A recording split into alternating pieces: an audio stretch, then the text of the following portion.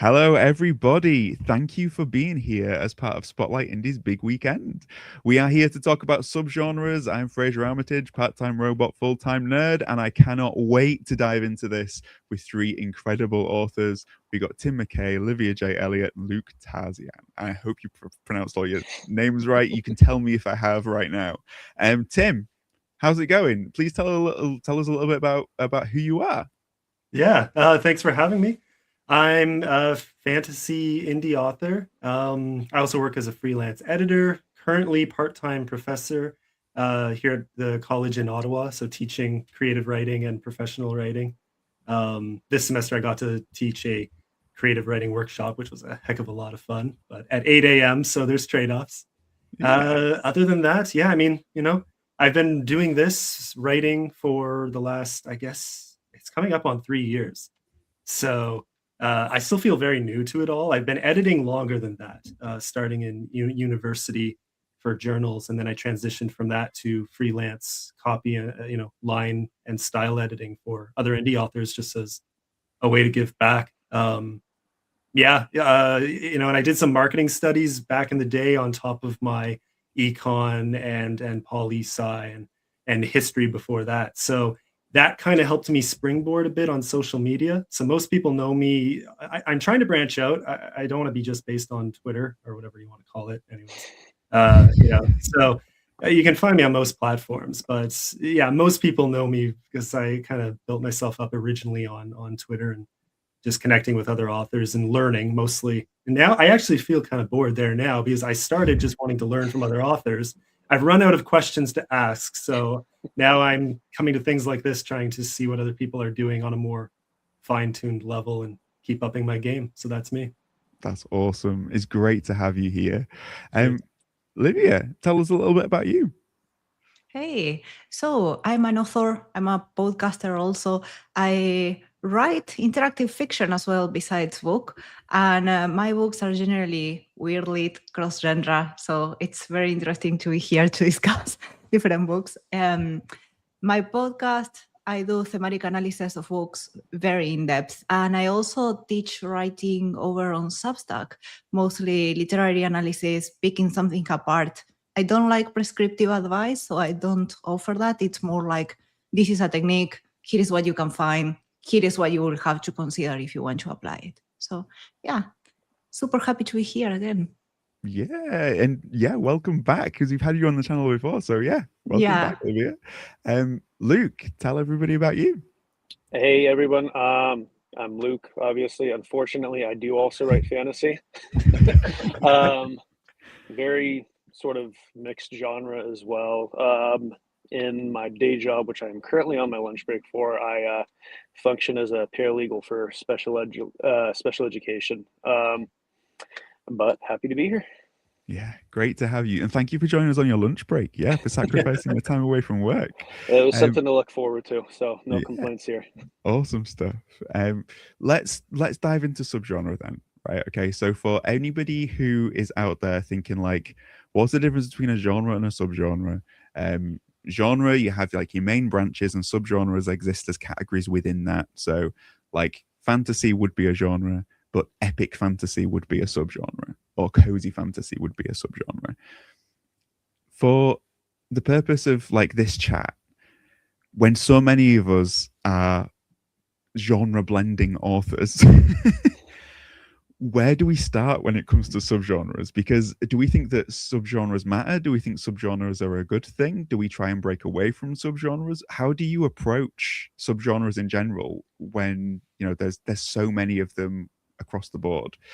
Let's start with Luke. What's your approach to genre and subgenre when you like start out on a project? I mean, for me, because I mentioned like, the cross genre thing, I don't know that I necessarily have an approach to genre or subgenre at this point. When I started, I was very, very hyper focused on, the whole epic fantasy, Sanderson, like, this is what I know, this is what I want to try and do. But as I've gotten further into my self-publishing career and writing in general, for me, as a writer, they don't necessarily matter, just as long as you can tell an engaging story.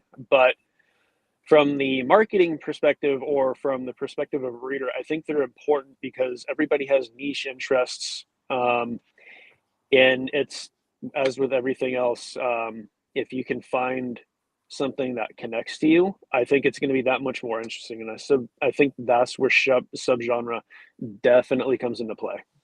Yeah, excellent. So less a writing tool, more a marketing tool. Love Yeah.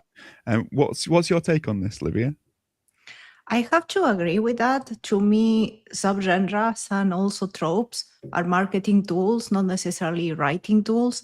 If you know exactly what you are writing in terms of, oh, this is epic fantasy, like 99%, it will make your life as a marketer, because self-published authors are also marketers, so much easier, right? And it's not only because of how you marketed it, it's also because you are at a lower risk of your audience not liking parts of the books and therefore downrating you. When you start genre blending, there is always a piece that somebody may not like. And it also makes marketing so much more difficult. For example, in my series, it's not quite cosmic horror, not quite military, not quite psychological horror, not quite fantasy, but it's a dark fantasy setting, and when you start piling up the buts, it makes it very difficult to market. And I also think that, for example, if you have a known subgenre, there is so much advice out there. If you try to start as an indie author writing epic, there is so much advice out there of what you have to do with your newsletter, what type of content you should do, right? So you follow that and it will work. I have to spend 3 years trying to figure out what blend of subgenres was the best for my books, and then figuring out how to communicate that, because the regular approach that I saw out there didn't work for me because my book doesn't fit there. And the other problem that you have, or advantage, depending on the side that you are in, is that some subgenres, when you stick clearly to them, you have structures to write them. You have, for example, the hero's journey. If you're writing romance or romantasy, you are going to know exactly, the structure, how they have to end, the different tropes, and so on. I basically have none of those guys. So to me, genre blending, it's more like I have to discover a structure of how to present this in a way that's interesting, right? Because otherwise, some readers may like the ending, but may not stick for it for the payoff, right? Depending on how you're blending. So yeah, if you are genre blending too much, you have to go on your own. Basically, you have to do your own research of, this is how I will implement it. This is the bits that I have to have so that the different parts are taken into account by the reader.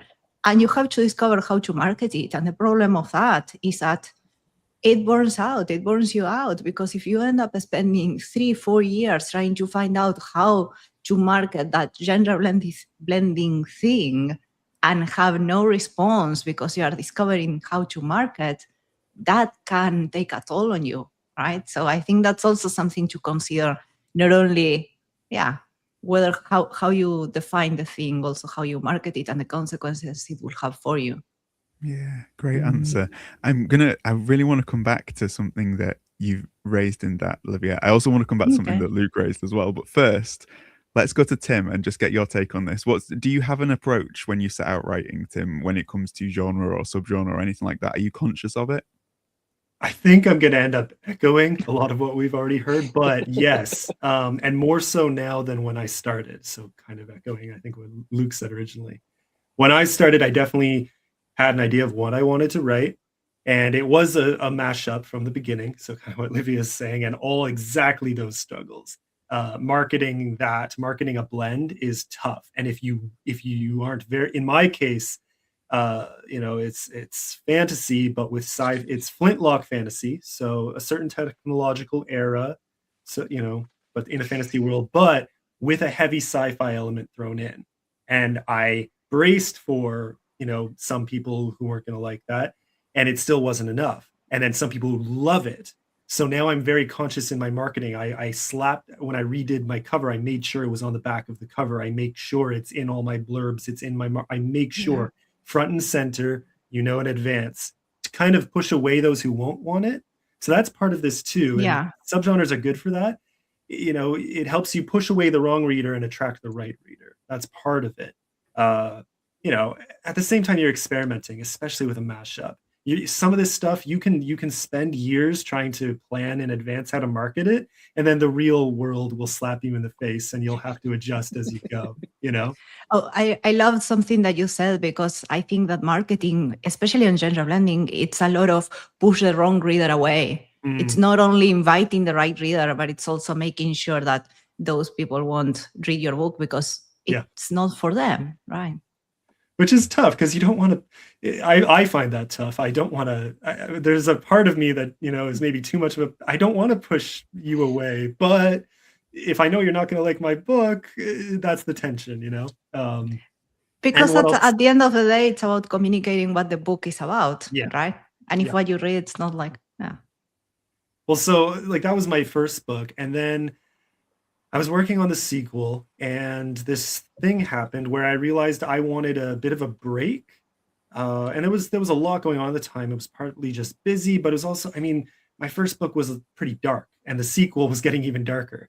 And I realized I needed a bit of a break, and here's where subgenres came in. I think why I appreciate them even more now than I did before and leaned into it is because I think, Olivia, you mentioned structure. Yeah, you mentioned the structures. It's not just the structures that come with writing in general, but genre specific, like romance, like you mentioned. And in my case, I was looking for that breather and was kind of looking around. The nice thing about subgenres is they tell you what structures and what areas of focus are currently marketable. Now that can shift the next day. So it's hard to write to something that's currently, in the zone, because it could just, like right now, cozy fantasy. But if I were to start a cozy fantasy right now, I guarantee it'd be that phase would already be gone by the time it publishes, So what I did though, anyway, I started reading some heist books and getting into the zone of just fun, intense team, kind of motley crew heist books. And then that's what I did for my novella, is I leaned into some of the structures, I leaned into what I was seeing, and it gave me a chance to have fun, but in a structure that I knew would be marketable. And then that actually made it wildly easy to market compared to book one. I was shocked. I just said fantasy heist, and suddenly people were, running for it in a way that I just still, I can sell my first book because it's got a, forgive my French, kick-ass cover. But I can sell my second book because it's just sound fun, So I'm actually trying that. I think the French is le kick-ass cover. I think we're being technical about it. It's one of the things that I want to speak about and chat about with you guys is something that you've mentioned, which is expectations, right? Because what a subgenre does is it puts expectations upon a reader. And I want to approach this not just from the writer's point of view, like what Tim and Olivia have been talking about, but also from the reader's point of view. Because you made a point earlier, Luke, which was that as a reader, you know what to expect from these kinds of things. Not only are we writers, but we're readers, right? So as a reader, what's your relationship with subgenres? Like, do subgenres matter to you when it comes to the kind of books that you're going to pick up and read? Do you think, Luke? I would say it's kind of a hard question to answer, because I want to say yes, but at the same time, I want to say no. I would have said maybe like 7, 8, 9 years ago, when I was first getting into self-publishing, if you'd asked me, like, does that matter from a writing perspective, I would have said yes. As a reader, probably also yes, because I'm trying to study what I want to write. But these days, I don't really think so. I mean, I sort of know what I gravitate towards, but at the same time, if the premise of the story, regardless of genre or subgenre, sounds interesting, there's a decent chance I'm going to pick it up. So it's kind of like it's a hard line to sort of like walk, I guess, if that makes any sense. Yeah, totally. What do you think about that? Let's go to you, Tim, first, and then down to you, Olivia. So what do you think about that from the reader's point of view? Yeah, from the reader's point of view, I'll say this. I read broad, so I don't care. I could not care less. I don't look at subgenres at all. I'll pick broadly, like, oh, I'm in the mood for sci-fi, or I'm in the mood for fantasy, or I'm in the mood for historical fiction, But then I'll read the blurb, or I'll see the genres, I'll check the ratings, I'll see how the book's doing. I'll be like, oh, okay, those are the subgenres. All that does is it gives me kind of a preview of what I'm getting myself into. So it doesn't inform my initial decision to buy the book or read it. It will inform my expectation of what I'm about to read. So then there I can, if it doesn't have what I expected, or I might be pleasantly surprised if it contradicts the genre norm, I'm probably less offended by things like that than others, but like, that's my point, is it informs my experience. It doesn't inform my purchase. If that makes sense. Totally. That's a great point. What about you, Livia? I think myself as a reader, it helps me filter out what I don't want to read. There are genres that I know that if the book is marketed in that genre, I won't read it. Like, for example, I don't read romance. I don't read commercial, which is the one that you find in the airports and all of that. On the contrary, I will say that I'm the exception, because I get convinced to reading a book because of the themes it has, because that's extremely important in my own writing. So I think I naturally navigate to authors that genre blend or that became famous because I didn't follow the rules. Like, for example, Gene Wolfe or Philip K. Dick. You can't really put up Philip K. Dick in any genre except his own, basically, right? So it's mostly that if I think, or if I'm recommended that this author was doing like an interesting blend, I will probably be more eager to read it, simply because, as I said, to me, themes are important. But on the contrary, on the marketing side, all of that genre blending, it makes it very difficult to communicate. If you take, for example, Uwick, which is super famous work by Philip K. Dick, and you try to market it today as if it were published today, it will be very difficult, because it's easier to sell because it's a PKD book, because the author's fame is what actually explains the book, right? It's his craziness, it's his twisted realities, that's it. Nowadays, if I try to look at it as a marketer, because I'm self-published and I have to do that job as well, I have to think on how the reader is going to perceive it. For example, if my main book has a military setting, which is Roman inspired, if I put up those two elements, probably a lot of women will not want to read it, because there is a very sexist connotation in there. But my world is genre equal, right? Because I tried to do a lot of thinking of how I will apply the virtuous Roman mindset into a genre equal world, but I have to make sure that my marketing covers that. Otherwise, those two descriptors will basically push a lot of readers away. So for myself as an individual, it helps me understand what I don't want to read. But if I try to put myself on the shoes of other readers, I understand it's super important for them to actually determine whether they want to read it or not, and what to expect from the book as well. Yeah, really good. Before we talk a little bit more about expectation, there's a really good point that's been made here by First Fish. Hello, First Fish. Genre was once handed to us to push us out of the market of literature. We embraced it to lock us in. We can break it open to educate readers to imagine new forms of story again. I just want to pick up on that idea about imagining new forms of story, because there's an awful lot of subgenres that exist because, like Livia just mentioned, people like Philip K. Dick came along and they found the gaps between the genres. And so they started writing between those gaps, and then that became its own subgenre. You look at cyberpunk, right? That happened as a result of works like that. Do you think that with the way that subgenre is so banded around now, and there's so many of them within different genres, do you think it's still possible to find those gaps within subgenres? Or do you think that we've kind of mined those gaps as far as we can, and now everything has to have a label? What's your takes on this? Who wants to weigh in on that? So I think that writers are still writing it. I just think that the algorithm makes it very difficult to find those works, right? If you take into consideration that any advice for posting on social media is you have to catch the watcher's attention in half a second, not even a second, how are you going to explain Buick, for example, or Do Androids Dream of Electric Sheep, which is a book that ended up being Blade Runner, in half a second, in a way that's catchy, right? So I think they exist. I just think it's very difficult to market. And because it is so hard to put forward on socials because the algorithms won't help you in that regard, the writers can get discouraged and we end up not having that type of work. There are also a lot of people that very narrowly expect something, right? They expect the tropes, they expect the beats, which is fine, right? But more genre blending work also requires the reader to go into a book with curiosity, with more of an approach of, I will let this book take me where it wants to take me, and then I will judge it.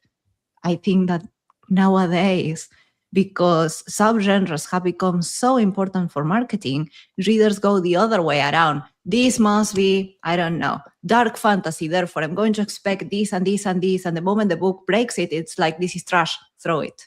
Right? So I think there is a bunch of elements working in favor or against, actually, genre blending work. Yeah. That's really interesting. What do you think, Luke, about this idea of like finding gaps between the genres or between subgenres? Do you think that there's still space for that?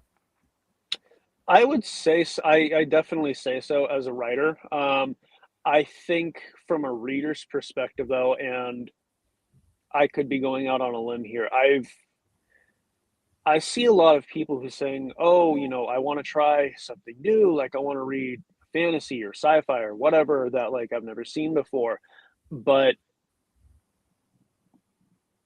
a lot of the time it really comes down to people saying they want, dragons of a different color, but basically just kind of once they see that dragon, that's not something they really recognize, they come back to what's kind of familiar to them. And so I think there are, there's a lot of hidden gems, weird subgenres that people are actively looking for, but I think because they can be so different from what people are used to, they kind of tend to shy away from it. So, and again, going back to the social media thing, the algorithm just does not help. Yeah, totally. The algorithm seems to be geared towards putting things inside a category, right, as opposed to towards the edge or outside of it. Yeah. Well, what about you, Tim? So just briefly tell us about what your take is on this idea of sort of the betweenness of, when it comes to creating new subgenres. Will we continue to see new subgenres, do you think, because of people finding those gaps? Oh, I think so. I don't think we've come anywhere near running out. I know some people say that everything is reinvented, but I don't buy that. And I like the challenge anyway of I think we're all, as authors, trying to stretch our imagination past what we've already encountered. So and I think long term, I think the best thing you can do as an author is just be stubborn. So it's okay if you keep exploring, find that thing that you want to do that stands out. And yeah, it might be hard to market it. And it's not just the algorithm, it's something, any indie author knows that if you don't have a category, Amazon will assign you 3 that don't fit. So, and I mean, even if you find your category in one country, for the many other markets, it'll change. I mean, I'm here in Canada, but my main audience is in the US. So I set my categories in the US. You better believe those are not the categories my books show up in Canada. So lo and behold, I don't sell in Canada, beyond, people who know me. And that's exactly why, is because they're seeing different categories and then reading, starting to read, and they're like, oh, this is not what I expected. And there's only so much you can do to mitigate that, So yeah, long-term strategy is to just do it and experiment with new marketing, tools to get around those obstacles. But yeah, they exist. It makes it very hard. And also sometimes the readers, at least this has happened to me, I wrote something, which I have it there, and then it's like, what are you? Are you grimdark? Are you this or are you that? And then I have readers at the early readers, and they will come like, oh, this gives me these vibes. And if I try to communicate the book in that way, that actually works sometimes, right? So early readers, especially on a genre blending work, can also give you some hints, because I think we as writers tend to be so focused on the work and trying to fit, and we know exactly all the blends that it has, but then it may be more of how it impacts the reader, of what makes them remember in terms of genre. So early readers' comments as to what may be one of the many genres of the book can be a super helpful marketing tool as well. Yeah, definitely. I'm gonna pick up on a conversation that's happening in the chat right now, which is great. I don't know how to pronounce. Is it Rika? Is it Rika? Is it Ricky? Whoever has the reading nook is saying it's really interesting hearing authors take on genres, how they approach them compared to being a reader. We then started talking about expectations, and then Ricky said, I think it depends on the main genre. If you write romance, you have to have a happy ever after. Otherwise, you're breaking the trust with the readers. Livia replied to that to say about what limits the genres, what creates an author's need to break from it. And then Ricky said maybe with romance, it'd be a love story in that case. Not to say you can't break or mix genres, but it definitely needs that marketing you're mentioning. Now, the reason that I've introduced that conversation into our main chat is because there is so much about readers' expectations that they gather from the notion of a genre or a subgenre.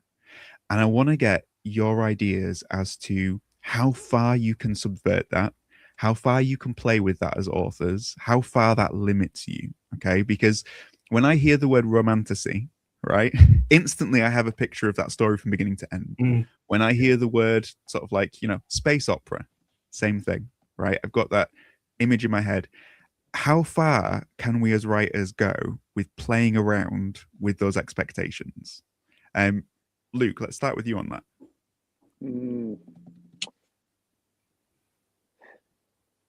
I don't know that I have a particularly good answer for that, and that's mostly because when I write, I'm not really thinking about the reader. I'm mostly thinking about myself and what interests me.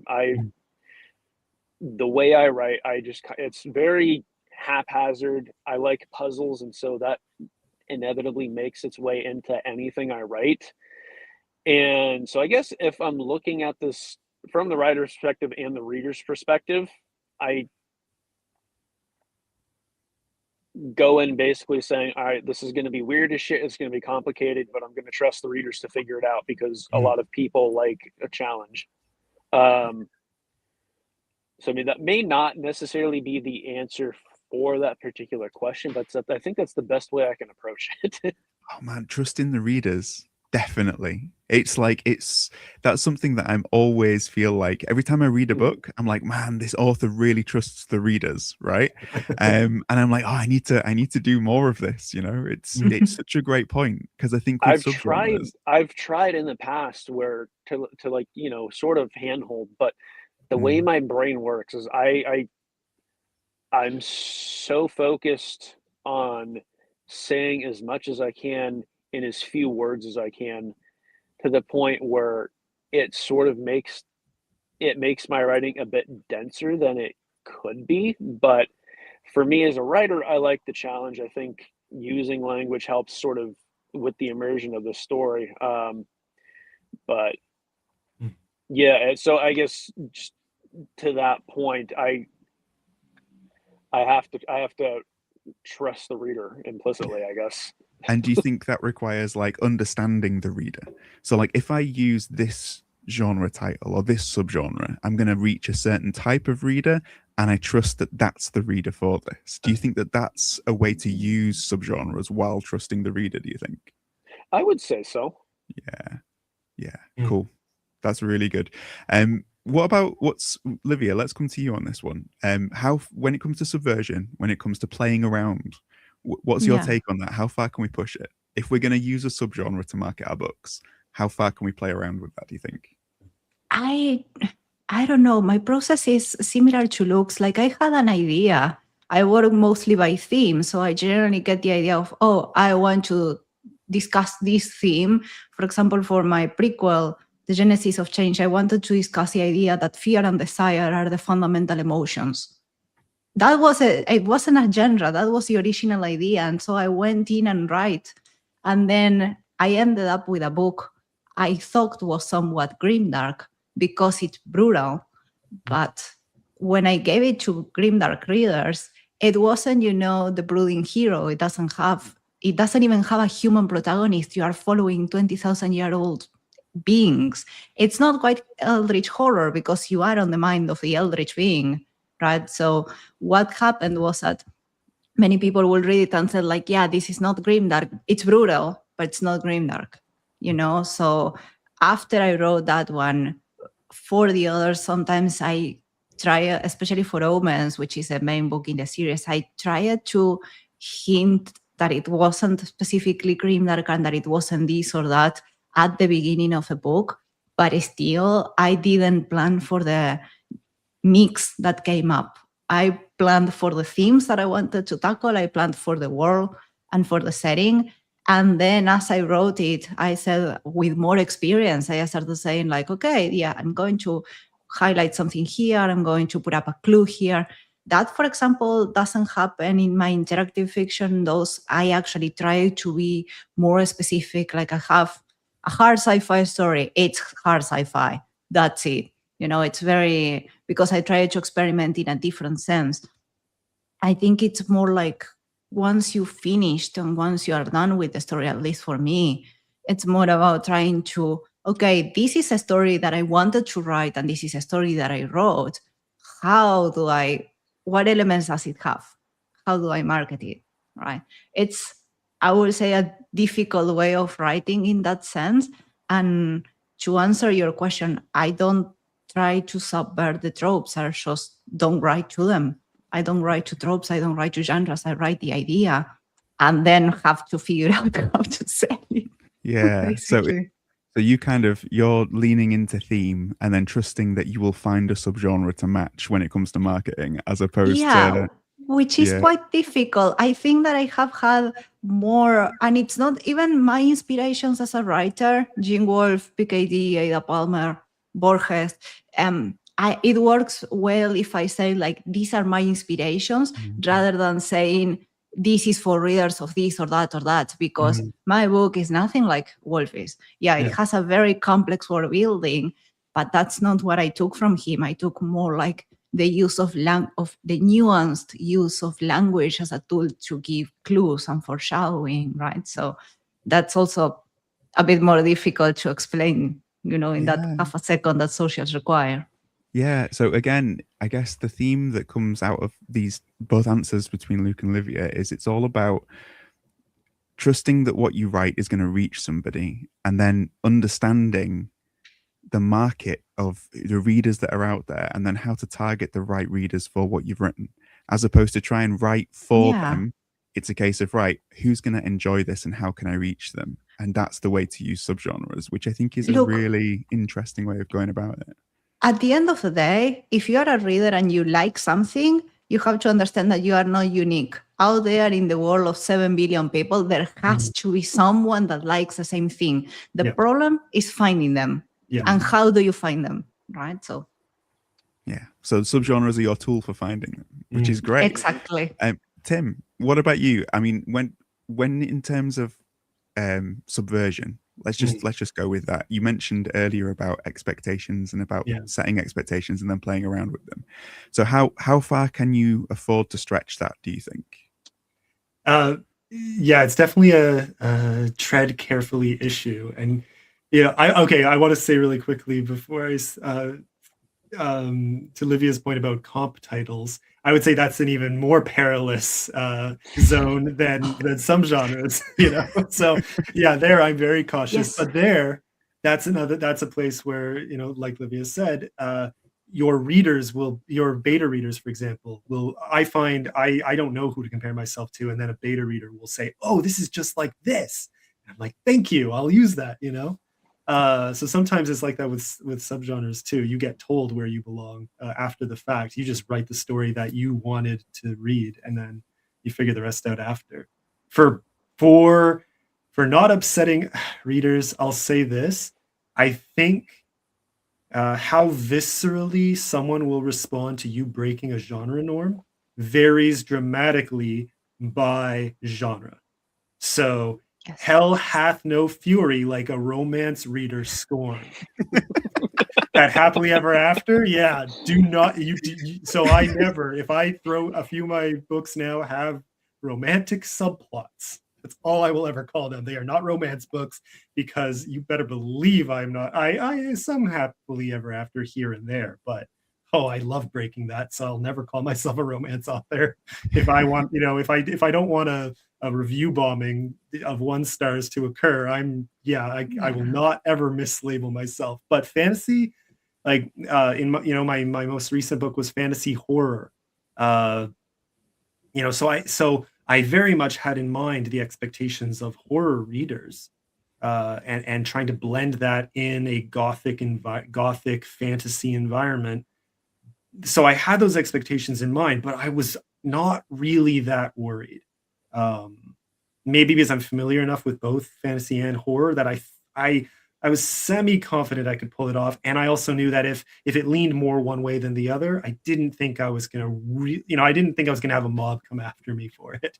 But again, it's because I didn't have I didn't label it romance and then, breach the happily ever after rule. So it just depends. Yeah.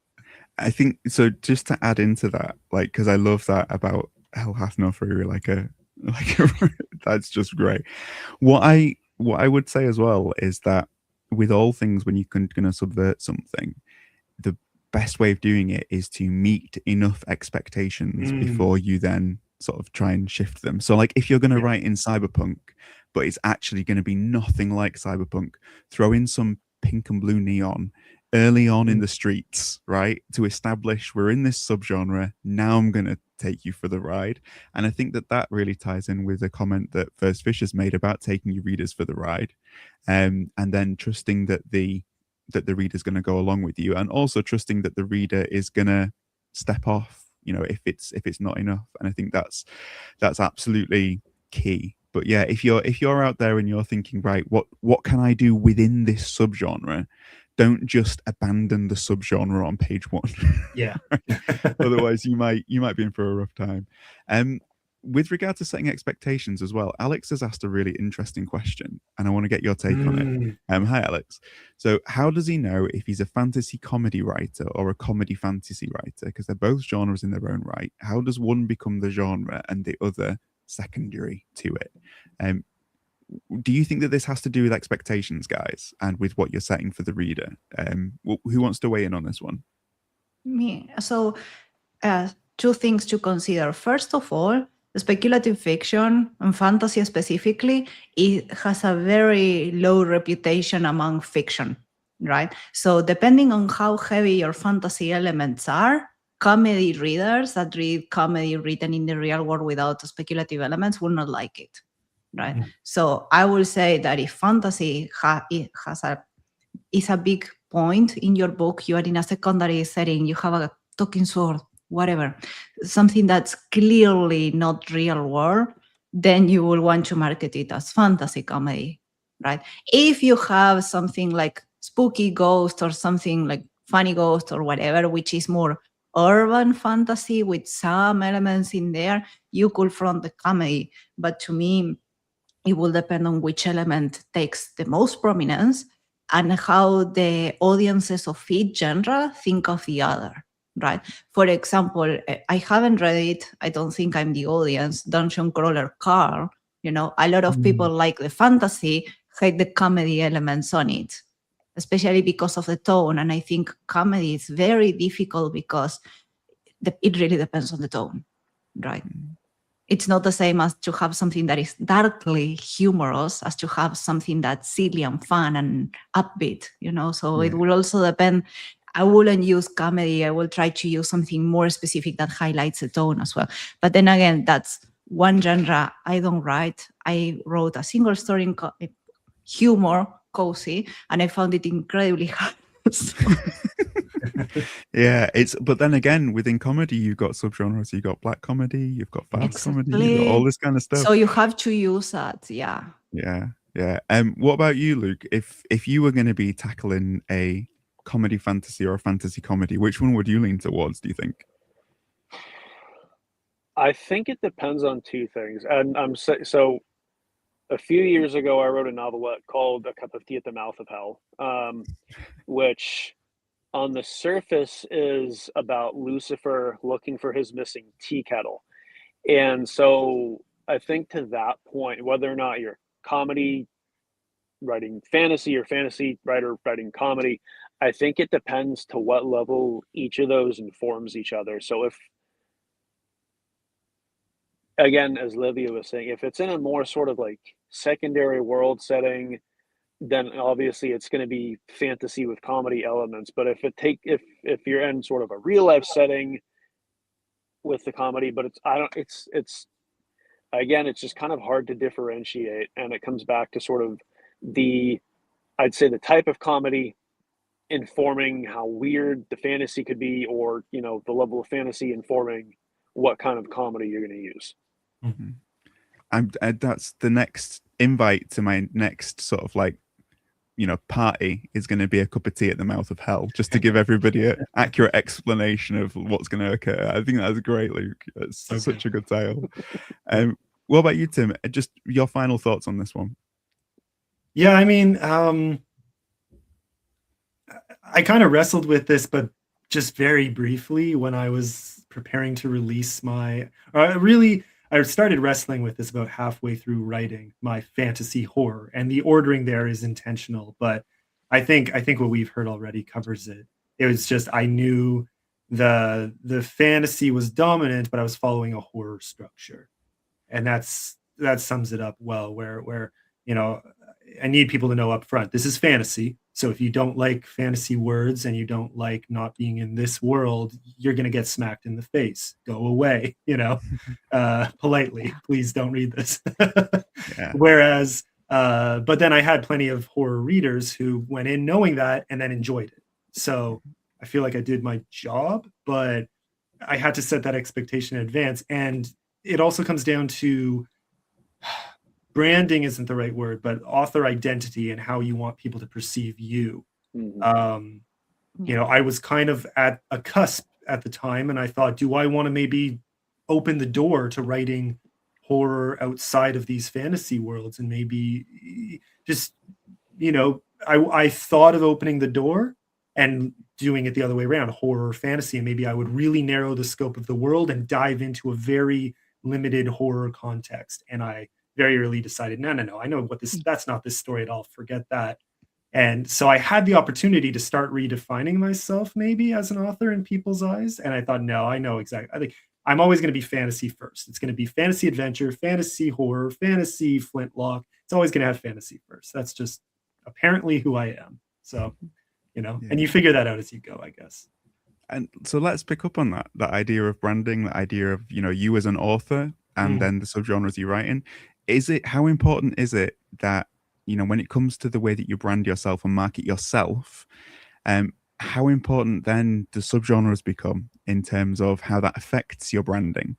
If you want to change what subgenre you write in, is that going to have an impact on how you pitch yourself, or vice versa? Like if you want to change your author image and author branding, do you then have to write in a different subgenre? How do you find a balance with that? Let's go to Livia first on this one. So branding versus subgenres.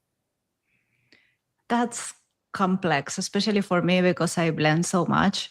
I think that what ends up being more useful to me in particular is using the labels literary. First of all, because I play with language itself. To me, for example, the structure of a paragraph can actually show information.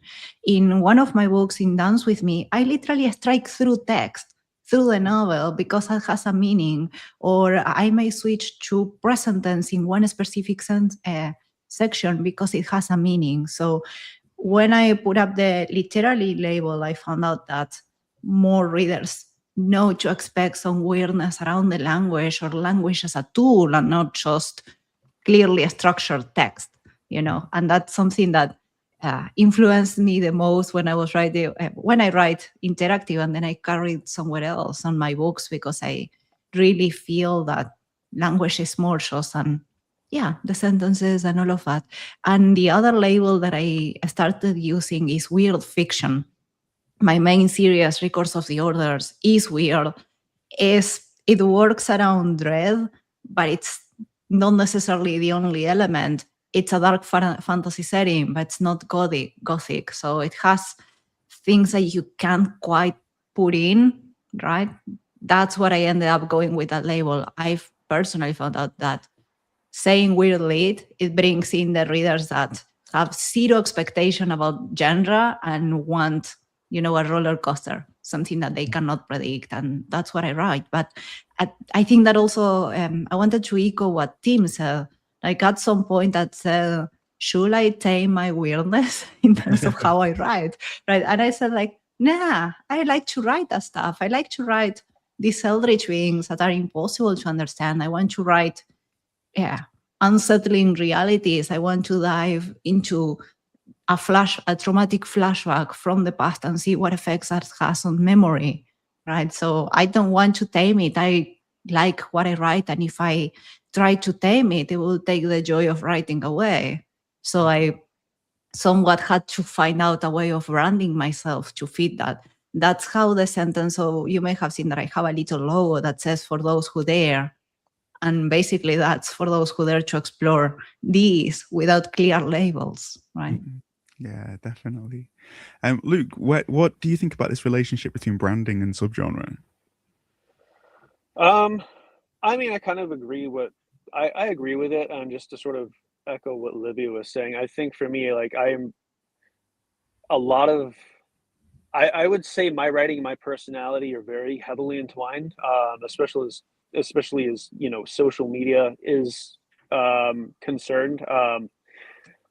I'm a weirdo on social media. I'm very chaotic, and it's definitely evident in the way I write. But I'm also a very introspective person. I'm very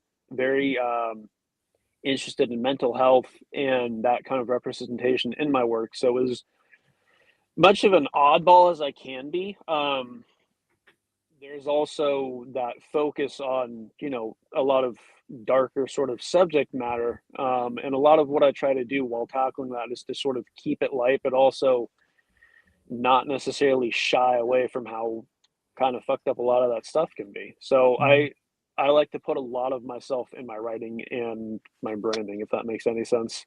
Totally, that authenticity. I think that's what you've both kind of come out with, is that the authenticity is the through line, which is absolutely great. Yeah. It's great. Would you agree with that, Tim? Oh yeah, I mean, even on the social media point, there's no point in I mean, just if you're not authentic there, it's not just that it will put off people if they see beneath the surface and figure out who you are. It'll also set up bad expectations for your writing, because I think it's true for most, if not all of us. Who you are will bleed into your writing, and so you have to be authentic, because it'll set people's expectations for what they're going to get in the writing. If anything, their writing will then enrich their understanding of you. So it works both ways. It can actually make your future engagement on social media that much more fun once they've read your stuff. So I think, and it kind of goes, I'm gonna echoing now what we've all said.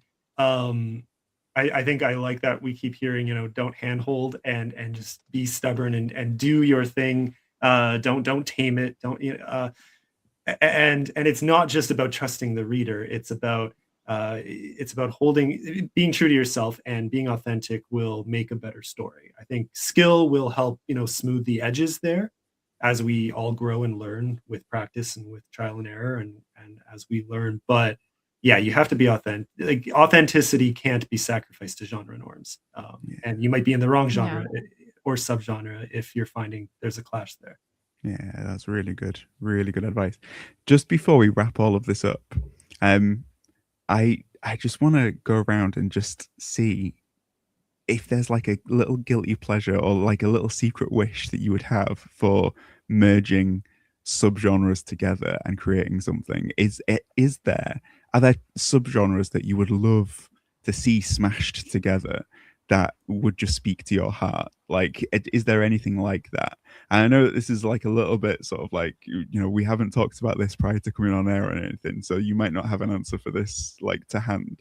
But like, if anyone can weigh in on it, are there like completely separate subgenres that you just like secretly desire would become the new next thing? Or are you just kind of like happy finding stories with no subgenre at all?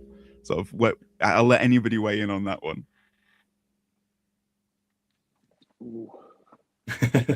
It's rare because I personally don't break, so I don't blend the subgenres in hopes that it will become the next big thing. Because if I wanted to do that, I would probably write in a very different genre and write something very specific and known that has the chance to be mass marketed, right? I think that the oldest the thing is, the most niche the audience is going to be, right? So I think it's, at least to me, it's more about what gives me the pleasure of writing or what fits my idea the best. Like if I have an idea of this is a theme that I want to tackle, or this is the allegory that I have for one of my series, the allegories are generally the central point, and then I build the story around that.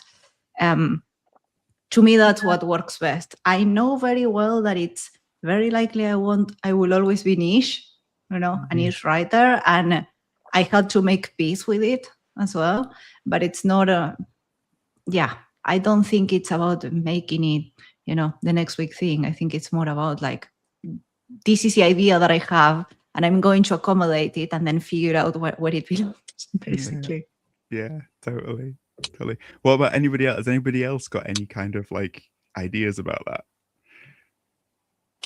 I think in my case, I kind of want to say I've probably just already done it.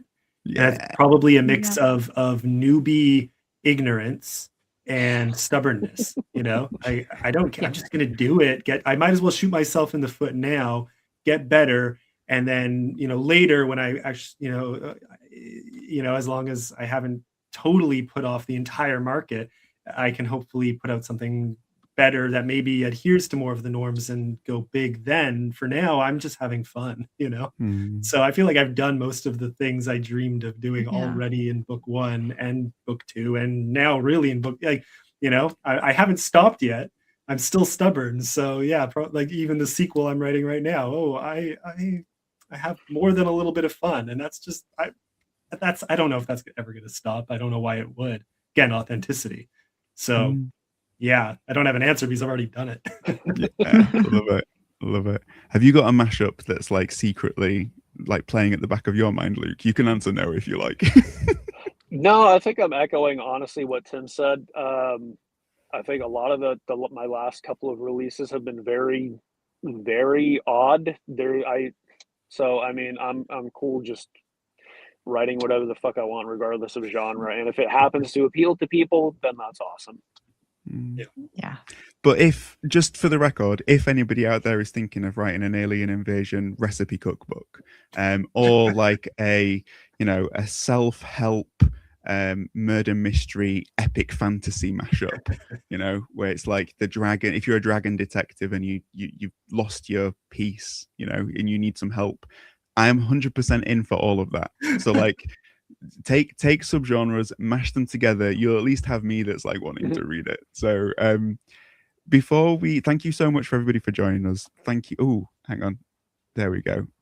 First Fish has got one. Background character mashups for sci-fi and literature. Yeah, we like background character mashups.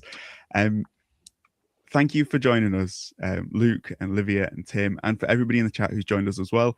Just before we close out this chat, Tim, where can people find you? Easiest spot to find me would be on Twitter, but I'm also on Instagram, Blue Sky, all the rest. I think everywhere it's Tim McKay 52, and then my books are on Amazon. So, love it. What about you, Livia? Where can people find you? Yeah, I'm everywhere, every social network almost, as Livia J. Elliott. If you want to check my books, that's liviajelliot.com/my-books. All the links are there for both of my series. And if you want to check my Substack, where I write writing advice and thematic analysis, that's liviajelliot.substack.com, and I post weekly on Substack. Perfect. And what about you, Luke? Where can people find you? Primarily on Instagram. I'm occasionally on Twitter, even though it's kind of a shit show. Luke_Tarzian. You can find my books on Amazon, on Audible. I mean, most places. Yeah. Awesome. Thank you so much for joining us. For everybody who is out there, the big weekend is not over. It continues in about 5 minutes, less than 5 minutes. Alex is going to be here with a round of Be Gone. So stay tuned to the Spotlight Indie channel. Also, don't forget that you still have time to be able to book your tickets to come to Shrewsbury and join us in person at our live in-person event on May the 23rd at the Flax Mills in Shrewsbury. And you still also have time to go and join our Patreon. And our Patreon, everything that we are able to raise through Patreon goes directly into making things like this and things like the in-person events happen. So go check out our Patreon, Spotlight Indie. If you can't find it, try searching it as just one word, Spotlight Indie. You'll find it. And thank you so much for your support and for being part of the big weekend.